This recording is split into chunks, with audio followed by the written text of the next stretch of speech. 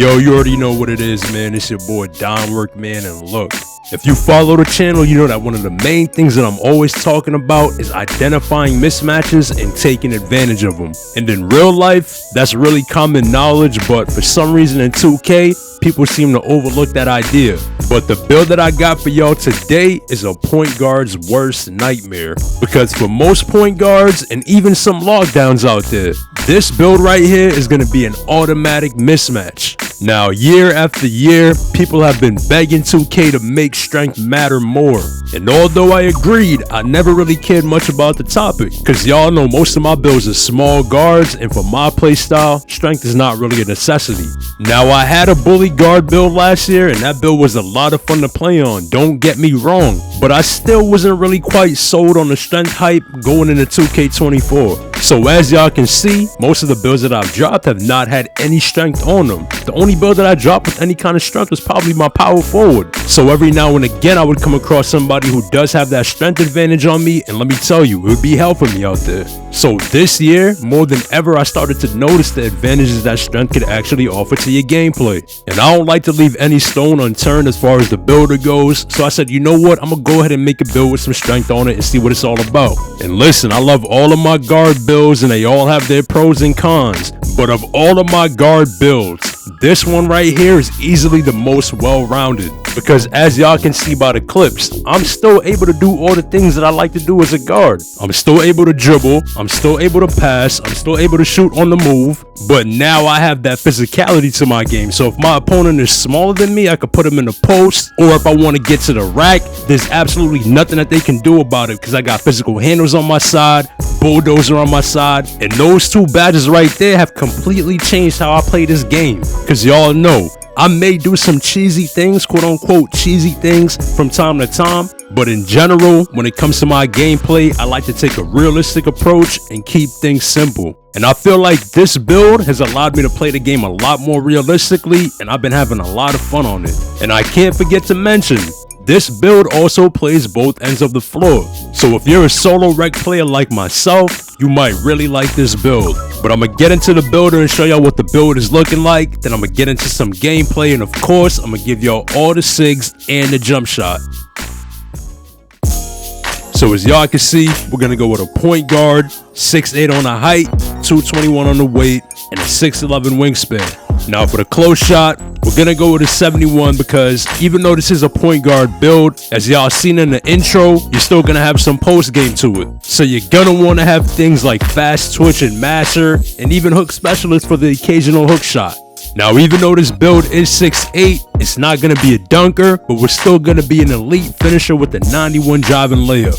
And y'all already know that gets you damn near all the layup badges on Hall of Fame, but most importantly, you get that gold slithery. And let me tell y'all right now, when it comes to hop layups or Euro step layups, this badge makes you damn near unguardable. Now, this is a stronger build, so you want to have some post game to go with it. So we're going to go with a 93 post control, and that's going to get you most, if not all, of the post scoring badges on at least gold or Hall of Fame. Now for the shooting on the build, we're going to go with a 93 midi, and by now y'all know that gets you everything you need to be an elite shot creator. So you're going to be able to shoot your pull-ups, your step backs, and paired with the post control, some post fades and post hop shots, they're going to be damn near automatic. But you'll also be a threat from deep with the 85 3 ball, and by now y'all know that's all you need to hit consistently. And with that gold whistle, you're going to find yourself at the line quite often on this build, so you really want to get your free throw as high as you possibly can.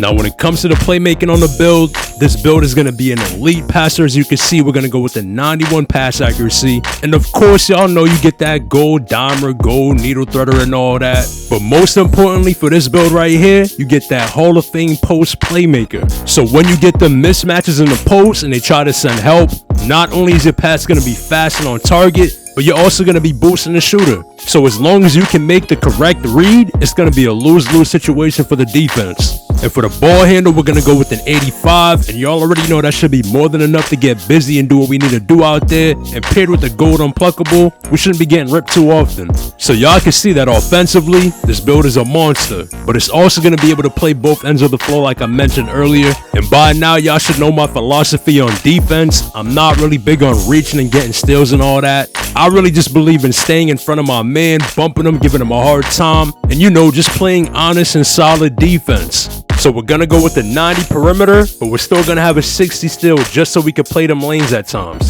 And because this is a point guard build, I didn't put too much emphasis on rebounding and blocking shots and all that, but we'll at least have that bronze rebound chaser just in case. Now, once you add the strength and all the other physicals, you can start seeing the badges go up right here. You see them going to gold. But in the end, this is what the build should look like right here. And when you go through with it, you're going to get shades of Oscar Robertson, Devin Booker, and James Harden. And the build is going to be called a two-way diamond 3-level threat. So as y'all can see, man, I'm only at 94 overall, and I literally made this build like about a week ago. But I've been having so much fun on this build, man, I had to put it out there for y'all.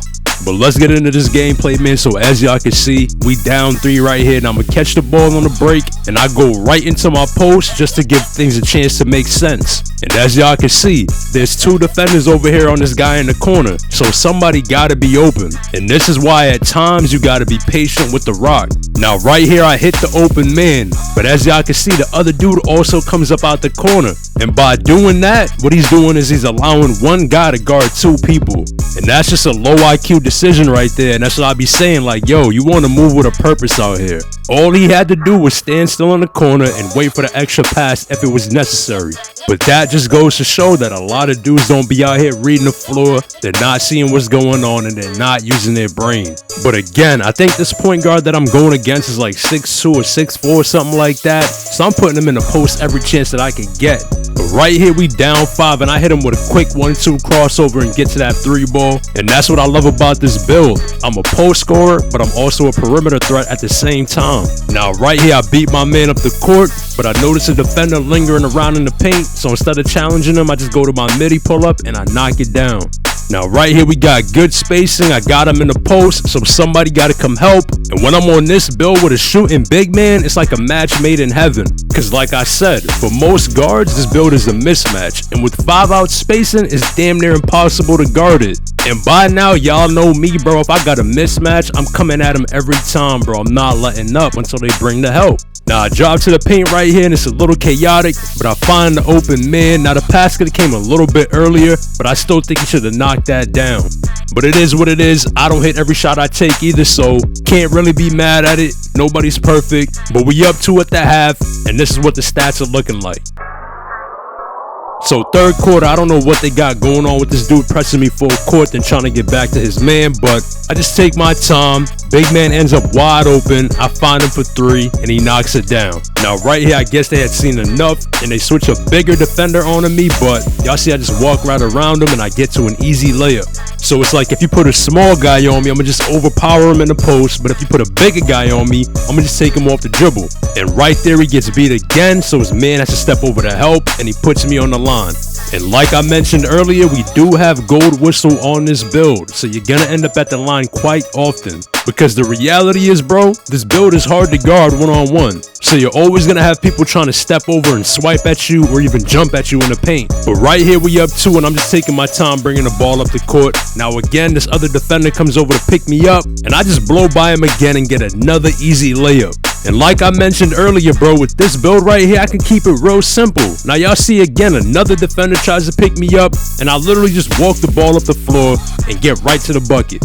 But we got a minute and some change left in the fourth quarter. Now right here, we out on the break and we down 1. Now I hit this man on the wing and I pop to the corner and I'm wide open. But do I get the ball? Of course not. And he goes up with some dumb take right there and he gets blocked. And then dudes wonder why I hate giving the ball up. Because every time I do it, or most of the time I do it, I'm watching some dumb shit. But we down 3 right here, and I got little man on me again, so I'm gonna just take him to the rack and get the easy 2. So now we down 1, and we really need to stop right here. Now in my mind, I'm like, yo, just play honest defense, don't reach or nothing like that. But he been doing this hot back hezzy and then speed boost off the whole game. So I basically read it coming, and I'm able to blitz him, get the bump steal, and get the easy 2 on a break. And that's why you gotta really be conscious of what people are doing throughout the game and pick up on their tendencies. But right here, these dudes are playing a little bit too aggressive if you ask me, and they end up giving up a 3. And that's a whole nother thing that I be talking about too, which is situational awareness, situational IQ. Like right there, we don't need that. We can't afford to give that up. So now we down 2, and I'm like, you know what, I'm gonna take him to the rack. I get the bulldozer animation I was looking for and all that, but he ends up blocking it. So I almost sold a bag right there, but luckily Big Man was there for the putback, and we tied the game up. But it just goes to show, even though you might have that strength advantage and you got that bulldozer working for you and all that, you still gotta be smart and make sure you're getting quality looks. Cause even if you get the bulldozer animation, defenders might still be able to get to you depending on what kind of layup animation you get. But all we need is one stop right here, man, and we playing some great defense. Now my man loses me right here and he gets to the paint, but Big Man is there waiting for him to contest the shot, and we get the stop. So now it's 12 seconds left and we out on the break. Now I space it out, I run to the corner, and I'm just praying that something good is gonna happen, but I'm seeing that it ain't looking too good, so I run out the corner hoping that he's gonna just throw me the ball. But instead, he takes a terrible shot. We don't get nothing, and now we gotta go into overtime. So we're gonna fast forward a little bit. Right here, we down 3 with a minute and some change left. Now I get them to commit, and I swear to God, I directional it to the corner. And I don't know if it's me, my controller, or 2K, but it never goes to the guy that I'm directionaling it to. I don't understand what's up with that. Now we should have got 3 out of that play, but at least we got something. So now we down 1 and we gotta get a stop right here, and I have no idea what this man is doing in the corner, but he leaves his man wide open and they get a 3. So now we down 2 back on defense, and now he's gonna drive right here and hit the big man. He goes up with a bad take, so I'm thinking like, word, we out on the break. But no, he gets a bump steal while getting up. Like some of the shit that happens in this game, bro, it's like mind-boggling. You just can't make it up. But they inbound to the point guard again, right? So I blitz him, make him throw the ball, and then Big Man ain't expecting to have the ball right there, so he panics too, and he ends up turning the ball over on a bailout. I'm out on the break, and I get an easy layup. So now we tied up, but not for long, because they come down on the other end early in the shot clock and get an easy 2. But to my surprise, it seems like one of their dudes went AFK. My man's open in the corner, so I throw it to him and he knocks it down. So unfortunately for them, now they're out here playing 4-on-5, and I don't know if dude had to go do something or if they got tight, because y'all know dudes be getting in their feelings and they will not hesitate to sell the game. But it's 4-on-5 and these dudes still find a way to score the ball, man. You can't make this shit up. And on the other end, it's like, yo, y'all know that they're a man down. Space the floor out and find the open man. Somebody gotta be open. So I'm just watching this nonsense unfold in disbelief, and then I see my dude go up with this take right here, and by the grace of God, 2K blesses him, and we get the bucket. So at this point, bro, I'm drained. I'm like, yo, I'm watching too much dumb shit, bro. Just get me out of this game. And thankfully, they give it to their point guard again, and he sells them once again, and we get out of there with the dub. So yo, I hope y'all enjoyed the gameplay, man, and as always, I appreciate all the support. Let me know what y'all think about the build in the comments, and if you ain't following me on Twitter, be sure to give me a follow over there at BeLikeDom, and y'all already know what it is, man. Stay up, and I'm gonna catch y'all in the next one.